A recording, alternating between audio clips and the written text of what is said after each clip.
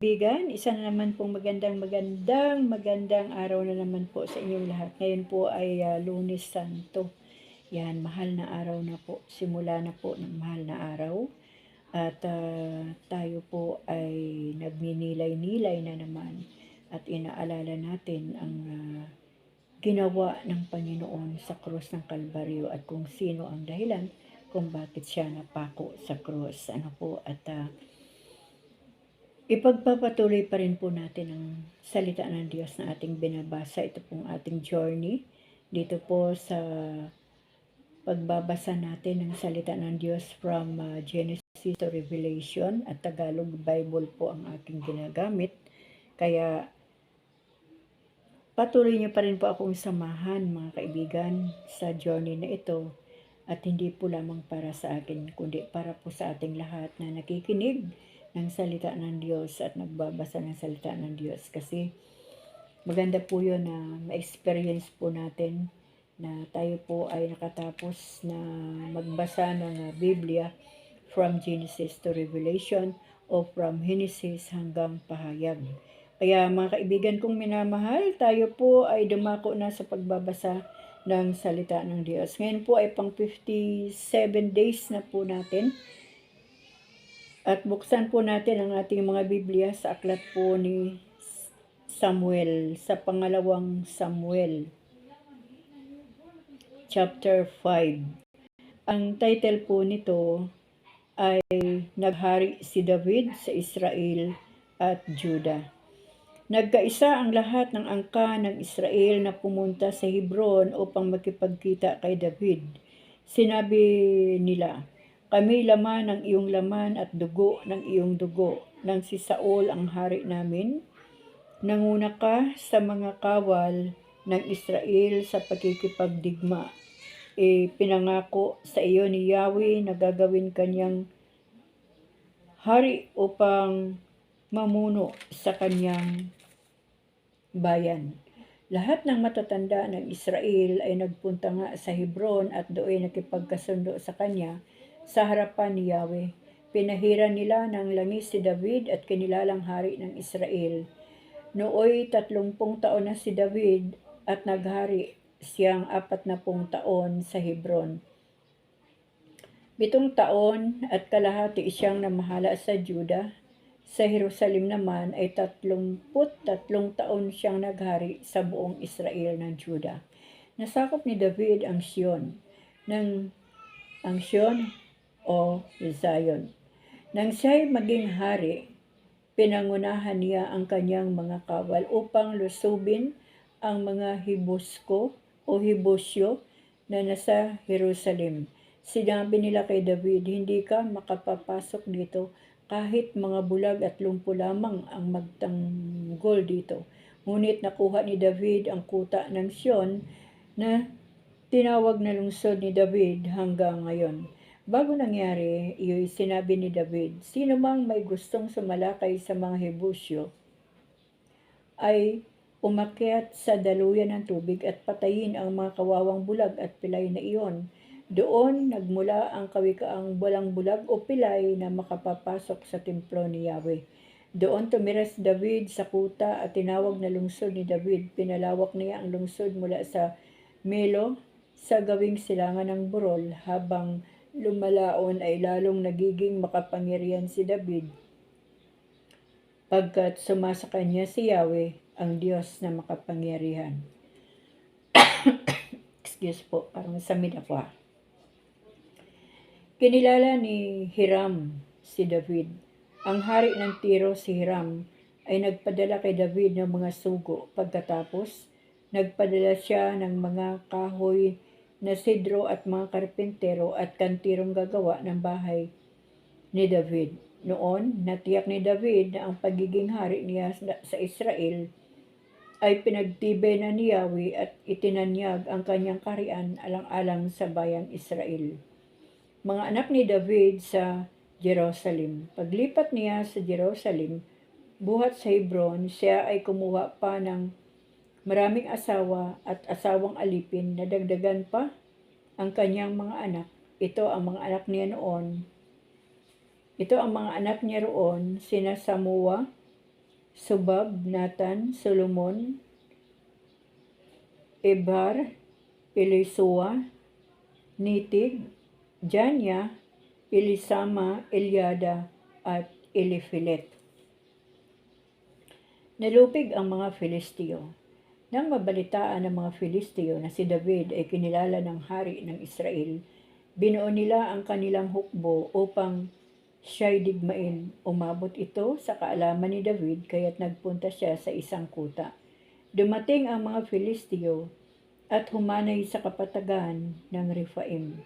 Sumangguni si David kay Yahweh, "Lalabanan ko ba ang mga Filisteo? Malulupig ko ba sila?" Tanong ni David. Sumagot si Yahweh, "Lusubin mo at magtatagumpay ka." Lumusob nga si David at tinalo niya ang mga Filisteo sa Baal Perasim. Sinabi niya, "Sinagasan ni Yahweh ang aking kaaway, parang ilog na umapaw sa kanyang mga pampang." Kaya Baal Perasim ang itinawag sa dakong iyon. Naiwan ng mga Filisteo ang kanilang mga Diyos-Diyusan at ang mga iyo'y kinuha ni na David. Ngunit nagbalik ang mga Filisteo at humanay na muli sa kapatagan ng Rephaim. Sumangguni na naman kay Yahweh si David at ito ang tugon, "Huwag mo silang lulusubin ng harapan. Lumigid ka sa kanilang likuran sa tapat ng mga puno ng balsamo. Pagkarinig mo ng mga yabag sa itaas ng mga kahuyan, lumusob ka agad, sapagkat ako ang nangunguna upang talunin sila." Sinunod ni David ang iniutos ni Yahweh at tinalo nga nila ang mga Filisteo mula sa Giva hanggang Geser. Chapter 6. Kinuha ni David ang kaba ng tipan. Pagkatapos nito, muling tumawag si David ng mga piling lalaki ng Israel. May 30,000 lahat. Pinangunahan niya ang buong hukbo at nagpunta sila sa Baale, Juda upang kunin ang kaba ng Diyos na kumakatawan sa luklukan ng Diyos na makapangyarihan sa lahat. Kinuha nila ito sa bahay ni Abinadab doon sa burol at inilulan sa isang bagong kariton na kaagapay ang dalawang anak nito na sina Uza at Ahio. Si Ahio ay nauuna ng paglakad sa kaban. Si David at ang buong bayan ng Israel ay sumasayaw sa galak. Sila'y umaawit sa saliw ng mga alfa, kodyapi, pandereta, kastanuelas at pumpyang. Nang malapit na sila sa may giikan ni Nakon, natalisod ang mga baka. Para hindi bumagsak ang kaba ng tipan, hinawakan ito ni Uza. Nagalit si Yahweh at siya'y pinarasahan sa ginawang iyon. Noon di namatay si Uza sa tabi ng kaban ng tipan. Dinamdam ni David ang sinapit ni Uza. Ang pahanggang ngayon, ang dakong iyon ay tinawag na Perez Uza. Dahil dito'y natakot si David kay Yahweh, sinabi niya, "Paano ko iingatan ngayon ang kaban? Hindi niya ito mapangahasang dalhin sa lungsod ni David." Kaya't doon na niya inihatid sa bahay ni Obed-Edom na taga Gat, na natili roong 3 buwan ang kaban, at pinagpala ng Diyos si Obed-Edom at ang kanyang sambahayan. Dinala ang kaban sa Jerusalem. May nagbalita kay Haring David na pinagpalang mabuti ng Diyos si Obed-Edom.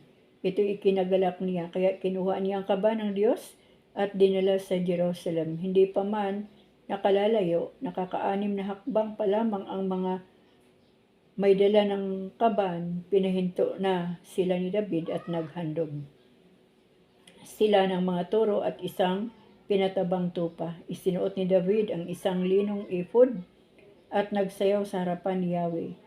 Habang lumalakad ang mga Israelita, nagsisigawan sila sa tuwa at hinihipan ang mga trompeta.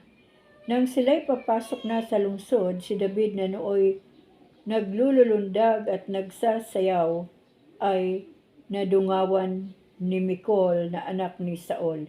Hindi niya ito ikinatuwa. Ipinasok nila sa tulda ang kaba ni Yahweh at inilagay sa lugar na nakalaan dito. Si David na may muling nagsunog ng mga handog sa harapan ni Yahweh.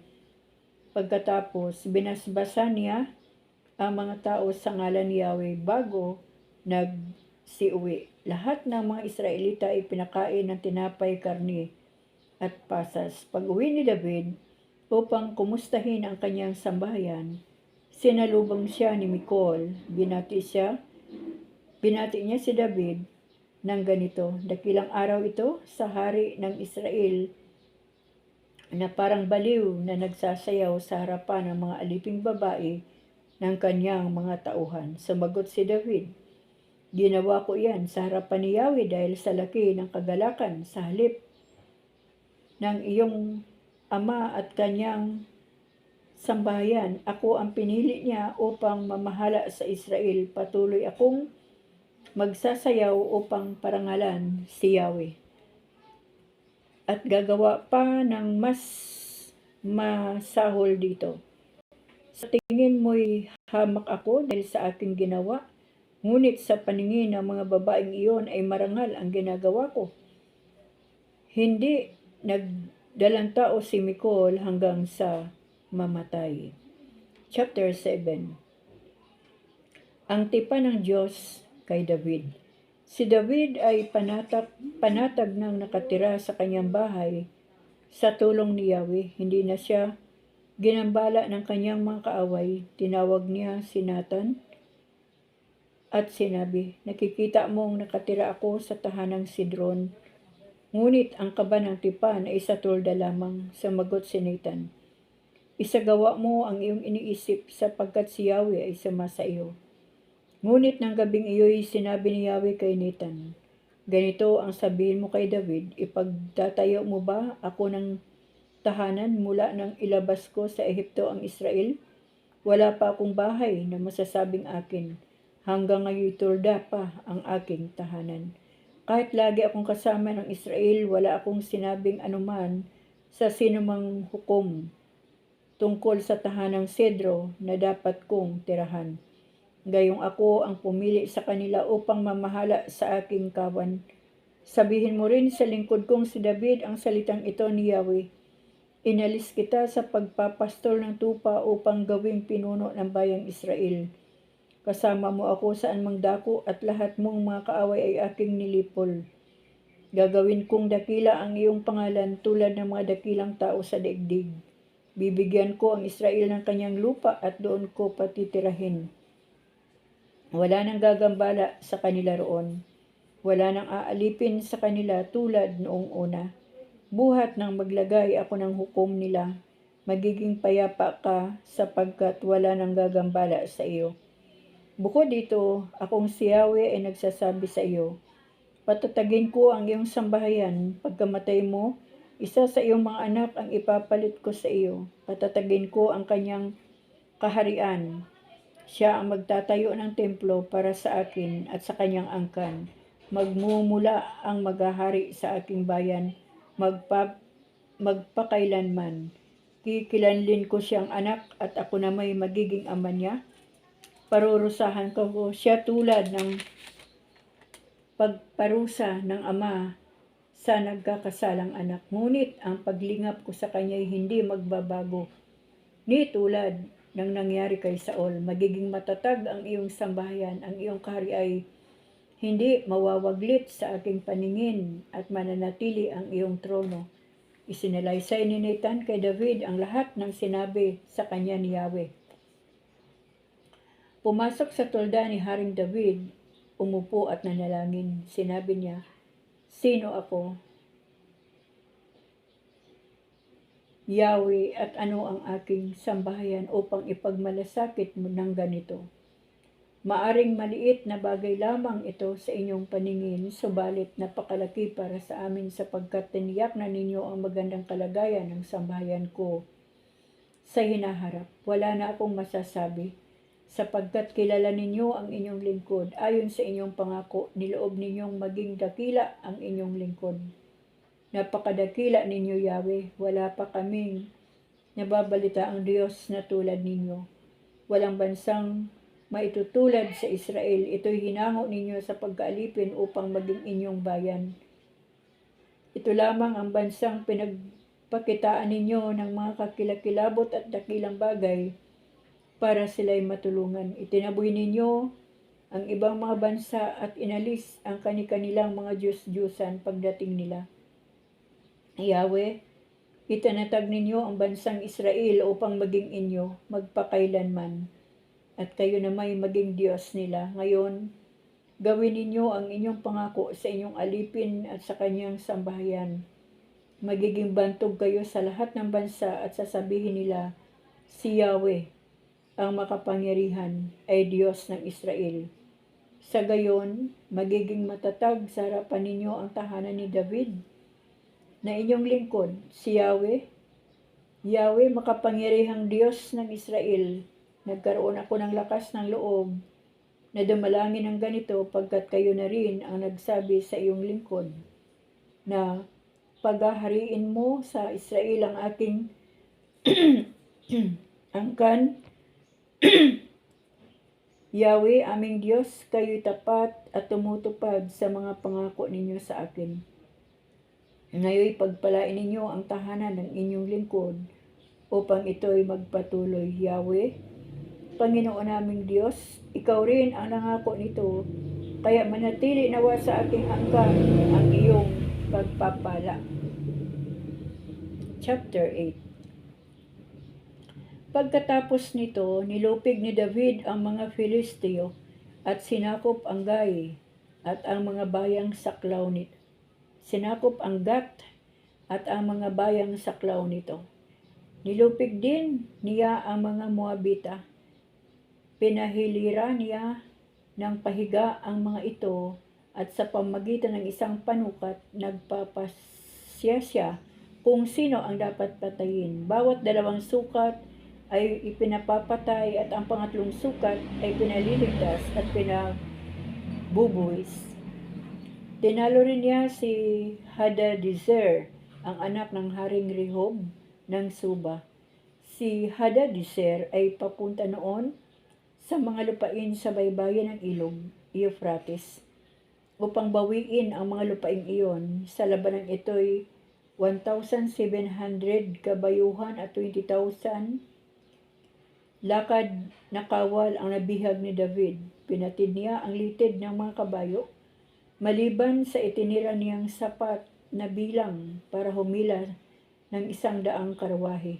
Ang napatay nilang tumulong kay Hadadezer na mga taga-Syria buhat sa Damasco ay 22,000. Nasakop din niya ang lugar na ito, kaya nagtayo siya ng himpilan sa Syria, malapit sa Damasco, at pinabuwis niya ang mga taga roon. Si David ay nagtatagumpay sa anumang dako sa tulong ni Yahweh. Ang mga baluting ginto at ni Hadadezer na dala ng kanyang mga alipin ay sinamsam ni David at dinala sa Jerusalem.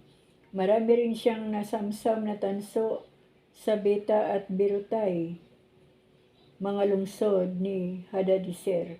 Nang mabalitaan ni Haring Toy ng hamat na nilupig ni David ang buong hukbo ni Hadadezer, sinugo niya ang kanyang anak na si Joram upang batiin si David, sapagkat si Hadadezer ay matagal ng kaaway ni Toy.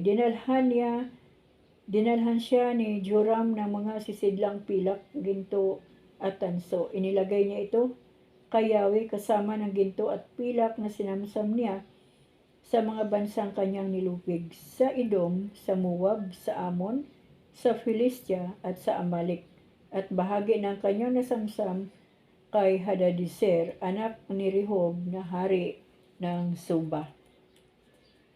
Si David ay lalong natanyag nang mapatay niya ang 18,000 na Edomita sa lambak ng asin, at bago siya bumalik, nagtayo muna siya ng mga himpilan sa buong Edom at naging alipin niya ang lahat ng mamamayan doon. Ganyan pinagtagumpay ng Diyos si David saan man siya magpunta. Mga pinuno ni David. Namahala si David sa buong Israel ipinasunod niya ang batas at pinairal ang katarungan. Ginawa niyang pinuno ng hukbo si Joab, anak ni Sarvia. Si Josaphat namang anak ni Alihud ang kalihim ng pamahalaan. Si Sadok namang anak ni Ahitub at Ahimelech na anak ni Abiatar ang mga saserdote. Ang tagapagtala at nag-iingat ng lahat ng kasulatan ay si Seraya. Ang pinamahala niya sa mga bantay ng Kariteo at Piliteo ay si Binaya na anak ni Juada. Ang mga anak ni David ay itinalagaring saserdote. Chapter 9. Ang kagandahang loob ni David. Minsan nagtanong si David sa mayroon pa bang nalalabi sa sambahayan ni Saul? Ibig kong ipadama sa kanya ang aking pagmamahal, alang-alang kay Jonathan. Nang buhay pa si Saul, may alipin siyang Siba ang pangalan. Kaya't ipinatawag ito ni David. Paglapit ni Siba, tinanong siya ng hari, "Ikaw ba si Siba?" "Upo," tugon niya. "May nalalaman ka bang buhay sa sambahayan ni Saul? Ibig ko siyang tulungan ayon sa aking pangako sa Diyos," wika ng hari. "Mayroon po si Mephibosheth na anak po ni Jonathan. Siya po'y isang lumpo," tugon ni Siba.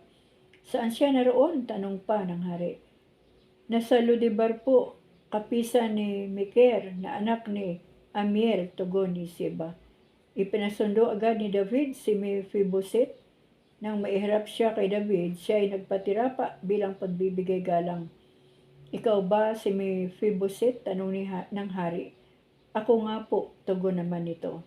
Sinabi ni David, "Ipanatag mo ang iyong loob, gagawin ko ang lahat ng magagawa ko para sa iyo alang-alang kay Jonathan. Ibabalik ko sa iyo ang lahat ng lupain ng iyong lulong si Saul, at laging nakahanda ang aking hapag para sa iyo." Nagpatira pang muli si Mephibosheth at ang wika, "Sino po ako para pag-ukulan ng pansin? Ako'y isang hamak." Tinawag ni David si Siba at sa harapan niya ay sinabi, "Ibibigay ko sa apo ni Saul ang lahat ng ari-arian niya at ng kanyang sambahayan. Kayo ng iyong mga anak at mga alipin ang nagbubungkal ng kanyang lupain, aalagaan ninyong mabuti upang mag-ani ng sagana at magkaroon ng sapat na pagkain ang sambahayan ng iyong Panginoon. Ngunit si Mephibosheth ay sa akin sasalo ng pagkain." Ang mga anak ni Siba ay 15 at 20 ang kanyang mga alipin. Sinabi niya, "Masusunod pong lahat ang utos ninyo, kamahalan." At mula nooy kasalo na ni David si Mephibosheth, parang tunay na anak niya. Si Mephibosheth ay may mga bata pang anak na lalaki na ang ngalay Mika. Mula nga noon, ang buong sambahayan ni Siba ay naglingkod kay Mephibosheth, kaya't siya bagamat lumpo ay doon tumira sa Jerusalem kasama ng hari. Nakakatawa, ano po? Chapter 10. Nalupig ang Amon at Syria. Hindi nagtagal at namatay ang hari ng mga Amonita. Ang pumalit dito ay ang anak niyang si Hanon. Sinabi ni David, "Kakaibiganin ko si Hanon, ang anak ni Nahas, sapagkat kaibigan kong matalik ang kanyang ama." Kaya't nagsugo siya ng mga kinatawan upang makiramay sa kanya. Ngunit nang dumating ang mga ito, sinabi ng mga prinsipe ni Hanon, "Nakatitiyak ba kayo na talagang pinararangalan ni David ang inyong ama sa kanyang pagkikiramay sa inyo? Hindi kaya naniniktik lamang ang mga sugong ito para masakop ang lungsod?" Kaya't ipinahuli ni Hanon ang mga sugo ni David. Inahit ang kalahati ng kanilang balbas at ginupit ang kanilang kasuotan hanggang sa pigi, saka pinaalis. Nabalitaan ni David ang ginawang paghamak na ito, kaya't ipinasalubong niya ang kanyang mga sugo. Inutusan niyang doon na muna sila sa Jericho hanggang hindi tumutubo uli ang kanilang balbas. Alam ng mga Amonita na ito'y ikagagalit ni David, kaya't umupa sila ng 20,000 na kawal ng Syria buhat sa Beth-rehob at Suba. Umupa rin sila ng 1,000 tauhan sa pangunguna ng hari ng Maaka at 12,000 pang mga taga-Tob. Nalaman ito ni David, kaya't pinalayas niya si Joab kasama ang lahat niyang mandirigma. Dumating naman ang mga Amonita at humanay sa pasukan ng lungsod. Samantala, sa labas ng kapatagan naman, humanay ang mga kawal ng Syria. Kasama ang mga tauhan ni Tob at Maaka. Nang makita ni Joab ang mga kaaway sa kanilang harapan at likuran, itinapat niya sa mga kawal ng Syria ang mga piling Israelita. Ang iba namang kawal ay pinailalim niya sa pamuno ni Abisai na kanyang kapatid at iniharap naman sa mga Amonita. Sinabi ni Joab kay Abisai, "Kung hindi namin makakaya ang mga kawal ng Syria, tulungan ninyo kami. Kung hindi naman ninyo kaya ang mga Amonita, kayo ang tutulungan namin. Magpakatatag kayo, lakasan ninyo ang loob sa paglaban alang-alang sa bayan at sa mga lungsod ng ating Diyos." At mangyari nawa ang kalooban ni Yahweh, lumusob sina Joab. Nang malapit na sila'y tumakas ang mga kawal ng Syria, pagkakita ng mga Amonita sa nangyari, umurong na rin sila at pumasok sa lungsod na takot kay Abisai mula sa labanan ni Joab ay nagbalik sa Jerusalem.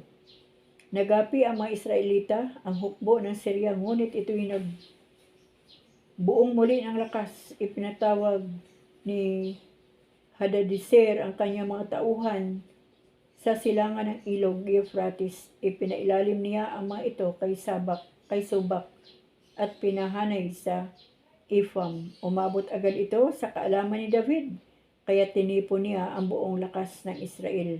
Tumawid sila ng ilog Jordan upang harapin ang mga kaaway sa ilang.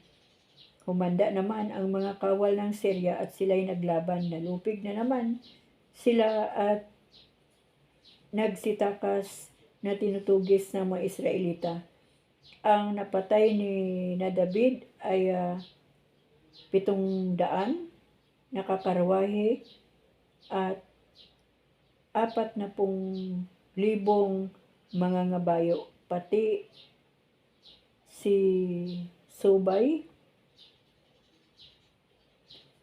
ay nasugatan ng malubha at namatay sa puok ng labanan.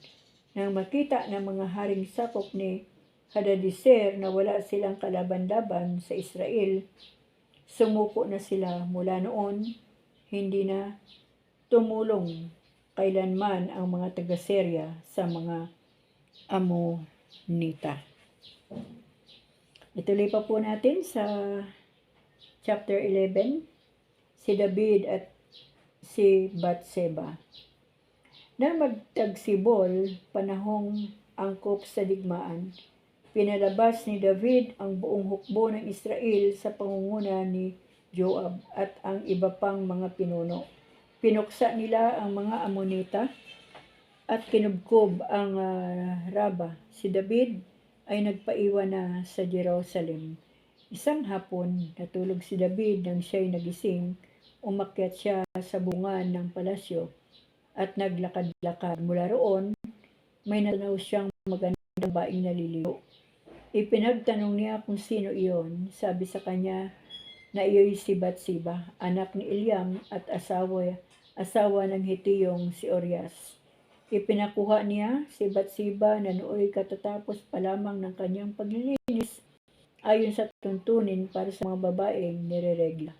Sinipingan siya ni David at pinauwi. Pagkatapos, dahil sa nangyaring ito, si Batseba ay naglihi, kaya't ipinasabi niya ito kay David. Inutusan agad ni David si Joab na dalhin sa kanya si Urias. Nang dumating ito, tinanong siya ni David, "Kumusta si Joab at ang mga hukbo? Ano ang lagay ng labanan?" Sinabi pa niya kay Urias, "Umuwi ka na at magpahinga pagkat nanggaling ka sa malayong paglalakbay." Lumakad na si Urias. Ang hari ay nagpadala pa ng alaala sa tahanan nito. Ngunit hindi pala siya nagtuloy sa kanila. Doon na siya natulog sa may tarangkahan ng palasyo, kasama ng mga bantay. Nalaman ito ni David at sinabi nito kay Urias, "Hindi ba't kararating mo lamang buhat sa isang mahabang paglalakbay? Bakit hindi ka umuwi?" Samagot siya, ang kaban ni Yahweh at ang mga kawal ng Israel at Juda ay nasa mga tolda lamang. At sa labas naman natutulog ang aking Panginoong si Joab at ang inyong mga punong kawal. Sa ganitong kalagayan, hindi ko maatim ng aking kaloobang ako ay umuwi upang magpakaligaya sa piling ng aking asawa sa harapan ng Diyos. Hindi ko po magagawa iyon. Sinabi ni David kay Urias, dumito ka munang isa pang araw at bukas ka na umalis. Kaya nanatili siya sa Jerusalem ng araw na iyon. Kinabukasan, inanyayahan ni David sa pagkain si Urias at ito'y kanyang nilasing. Hindi rin ito umuwi ng gabing iyon. Bagkus natulog na kasama rin ng mga bantay. Kinabukasan, sumulat si David kay Joab at ipinadala kay Urias. Ganito ang nasasaad, Isubo mo si Urias sa mga kaaway na mababangis. Pagkatapos, umurong ka at bayaan mo siyang mapatay. Nagmanman si Joab sa lungsod na kanilang kinukubkob at sa gawing mababangis ang kaaway. Doon nga niya itinapat si Urias. Lumabas ang mga kaaway mula sa lungsod at sinalakay ang mga kawal ni Joab. Napatay ang pinuno ni David kasama si Urias. Ipinadala ni Joab kay David ang ulat tungkol sa labanan, ngunit ito ang ipinagbili niya. Matapos mong ibalita sa hari ang tungkol sa labanan, maaring siya'y magalit at itanong, bakit kayo nagpakalapit sa lungsod? Hindi ba ninyo alam na maaari kayong tudlain sa itaas ng muog? Hindi ba ninyo alam ang dahilan ng pagkamatay ni Abimelech na anak ni Jerubbaal? Siya'y nabagsaka ng batong gilingan na inihulog ng isang babae mula sa itaas ng muog doon sa Tibis. Sa ginawa niyo'y magagalit ang hari kung magkagayon sa kamusabing napatay rin si Urias. Lumakad ang sugo at nagulat kay David ayon sa sinabi ni Joab. Sinabi niya sa hari, lumabas po ang maraming mga kaaway at nilusob kami, ngunit napaurong namin sila hanggang sa may pasukan ng lungsod. Noon po nila kami tinudla mula sa muog at ilan sa inyong mga pinuno ang napatay. Napatay rin po si Urias. Kung gayon, wika ni David, sabihin mo kay Joab na huwag ikalungkot ang nangyari pagkat talagang ganyan ang labanan. May napapatay. Ipagpatuloy ninyo ang paglusob hanggang sa mawasak ang lungsod. Sabihin mong huwag masisira ang kanyang loob. Nang nabalitaan ni Bathsheba na napatay si Urias, siya ay nagluksa. Pagkatapos ng pagluluksa, ipinatawag siya ni David at naging asawa nito. Nagkaanak siya ng isang lalaki, ngunit hindi nalugod si Yahweh sa ginawang ito ni David. Chapter 12. Pinagwikaan ni Nathan si David. Sinugo ni Yahweh kay David si Propeta Nathan. Pagdating doon ay sinabi niya sa isang lunsod ay may dalawang lalaki. Mayaman ang isa at ang isa'y dukha. Maraming kawan at bakahan ang mayaman, samantalang ang dukha ay may isa lamang munting babaeng tupa. Inalagaan niya ito at pinalaking kasama ng kanyang mga anak. Pinapangko niya itong parang anak na babae. Isinasalo sa pagkain at pinaiinom. Minsan may manlalakbay na naging panauhin ang mayamang nabanggit. Sa halip na sa kanyang kawan kumuha ng hayop na papatayin ang kaisa-isahang tupa ng dakilang iyon ang kanyang kinuha at iyon ang inihanda niya para sa kanyang panauhin. Napasigaw sa galit si David. Narinig tayo ni Yahweh. Ang taong iyo'y dapat na mamatay. Kailangang magbayad siya ng 4 na ibayo sa kanyang ginawa sapagkat inapi niya ang dukha. Sinabi agad ni Nathan kay David, kayo ang lalaking iyon. Ito ang sinabi sa inyo ni Yahweh ng Diyos ng Israel. Itinalaga kitang hari ng Israel, iniligtas kita sa kamay ni Saul, ibinigay ko na rin sa iyo ang sambahayan at mga asawa ng iyong amo, pati ang sambayanin na Israel at Juda, at maibibigay ko sa iyo ang higit pa riyan. Bakit mo pinaglaruan ang salita ni Yahweh at gumawa ka ng labag sa kanyang kalooban?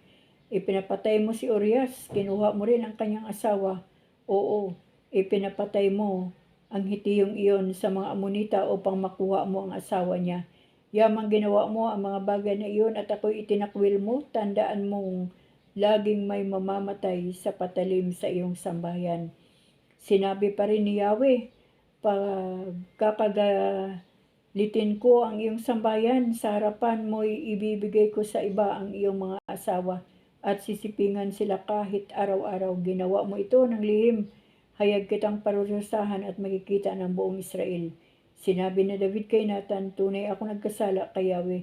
Sumagot si Nathan, kung gayoy, pinatatawad ka na at hindi ka na mamamatay. Gayon man, yamang nilapastangan mo si Yahweh, ang magiging anak mo ang mamamatay, at umuwi na si Nathan. Namatay ang anak ni David. Tulad ng sinabi ni Yahweh, ang anak ni David sa asawa ni Urias ay nagkasakit ng malubha. Dumalangin si David para gumaling ang bata. Nagdamit siya ng sako at nag-ayuno, at sa lupa na nahiga ng gabing iyon, lumapit sa kanya ang matatanda sa palasyo at hinimok siyang bumangon, ngunit tumanggi siya. Ayaw rin niyang kumain. Pagkalipas ng 6 na araw, namatay ang bata. Hindi nila ito nasabi kay David sapagkat iniisip nilang lalo silang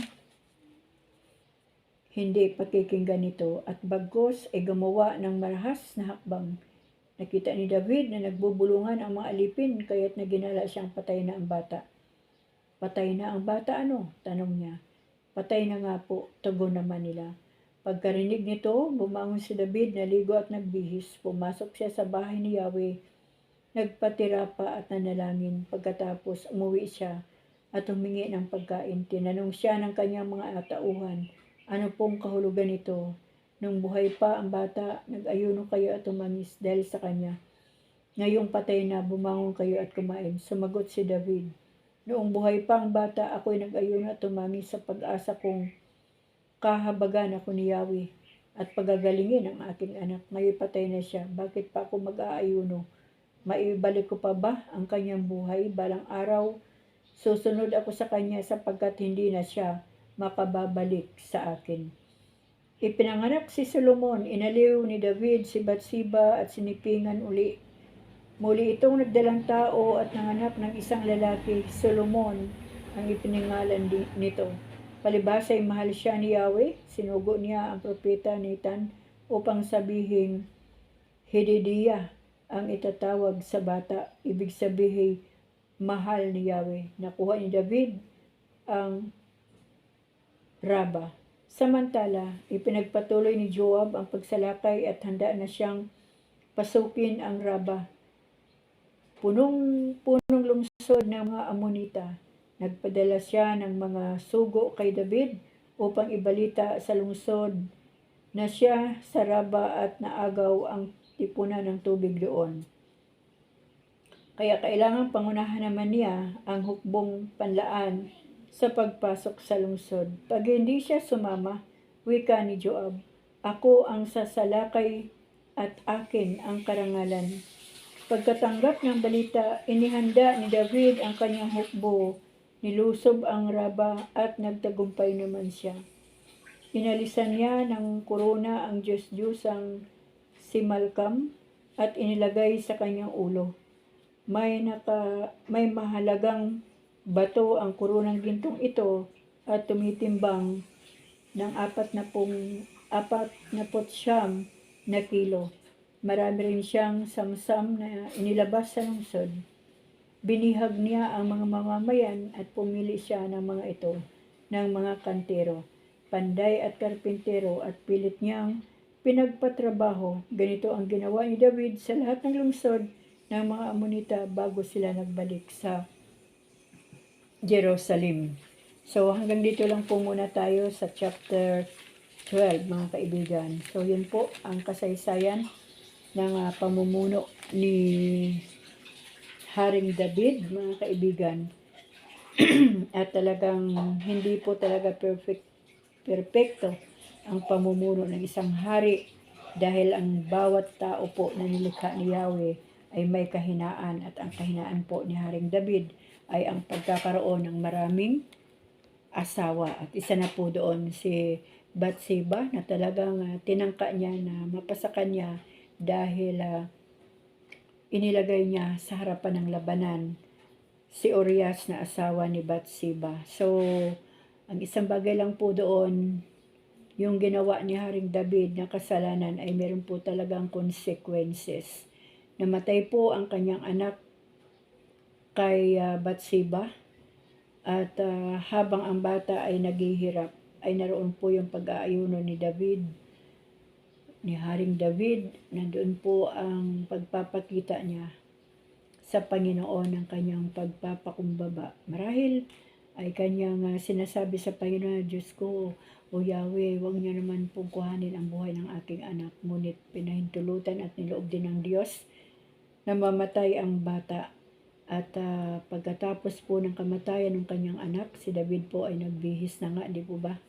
Nakita natin dito, nagbihis at back to normal. At parang hindi na unawaan ng mga tauhan niya kung bakit, kung kailan pang namatay ay si David ay hindi na nagluluksa. So parang tayo lang din naman po mga kaibigan, na kapag tayo po ay nagkasala, ay talagang meron po talagang consequences. May palo po talaga sa hulihan. Kaya sikapin na lang po natin na huwag gumawa ng hindi tama sa harapan ng Panginoon para wala na pong sukli pa na consequences ang ating buhay. At sa mga nagdadalamhati naman, talaga pong malungkot magdalamhati. Pero hindi po naman talaga po pwede na habang nabubuhay tayo ay magdadalamhati na lang po tayo. Tandaan po natin, kahit ako man ay nakaranas po ng grabing pagdadalamhati, pero kapag naalala po natin ang salita ng Diyos at naisip po natin na ay, meron pa palang buhay sa kaharian ng Panginoon. Kaya yung mga mahal natin sa buhay na nawala at ito yung mga ligtas na talagang nakauwi sa langit ay magkikita pa po tayong muli. Yan po ang kaya hindi po natin kailangan magluksa habang tayo nabubuhay dito sa mundo. Kahit man po ang kamatayan ng ating Panginoon ay hindi po nais ng Diyos na magluksa tayo taon-taon o magpapalo pa ng ating katawan o magpasan tayo din ng krus para lang iparamdam natin sa Panginoon yung ating pagluluksa o pagdadalamhati o yung makatulong tayo sa kanyang ginawa. Sabi ng Panginoon, tapos na, tinapos niya na lahat. Hindi po lamang isang bagay ang tinapos ng Panginoon. Tinubos niya na tayo ng kanyang kasalanan sa pamamagitan ng kanyang pag-alay sa krus ng Kalbaryo. Tinapos niya na po ang mga sakit karamdaman at lahat ng mga kahirapan ng buhay natin. Ang tanong, bakit naghihirap pa rin po tayo? Hindi po yung long suffering, yung mga sitwasyon ng buhay na tingin natin mahirap, yan po ay na lang yan. Training ground na lang po natin yan. Ang mahalaga ay yung andoon po yung panampalataya natin sa Diyos na totoong ang Panginoong Hesus ay nag-alay ng kanyang buhay para alisin tayo sa kasalanan at hindi na nais ng Diyos na tayo po ay magpakasakit pa, kundi yung alalahanin lang natin at ipadama sa Panginoon ang ating pagmamahal ay sapat na. Kaya mga kaibigan, napakadami po nating nakita, ngunit may isa pa talaga akong nakita sa bawat pagbabasa ko ng salita ng Diyos. Yung labanan na walang humpay. Yung gera na walang humpay. Talagang patayan kung patayan. Bago pa man nakarating ang Israelita sa lupang pangako, dumadaan talaga sila sa matitinding labanan. Ano po? Tayo man, sa panahon ito ay hindi po literal na labanan na sandata, sibat, baril o kung ano pa man ang ating panangga, kundi ang tindi po ng ating mga labanan din na pinagdadaanan sa panahon ito. Mga higanting sitwasyon, higanting problema, pero salamat sa Panginoon. Dahil kung sinasamahan ni Yahweh si Haring David at ang mga Israelita ng mga panahon nila na sila'y naglalakbay ng 40 years, tayo man po ay sinasamahan din ng Panginoon sa panahon ito. habang tayo po ay naglalakbay dito sa mundong ito hanggang sa makarating po tayo sa finish line. So, yun lang po mga kaibigan. Purihin po ang ating Panginoon. Salamat sa Diyos dahil meron po tayong kalakasan pa rin sa panahong ito at hindi po tayo iniiwanan ng ating Panginoon. Pagpalain po ang ating Diyos ng kanyang salita. Pagpalain din po ng ating Panginoon ang kanyang salita na ating binabasa. At ito po ay maisapamuhay din po natin. Amen.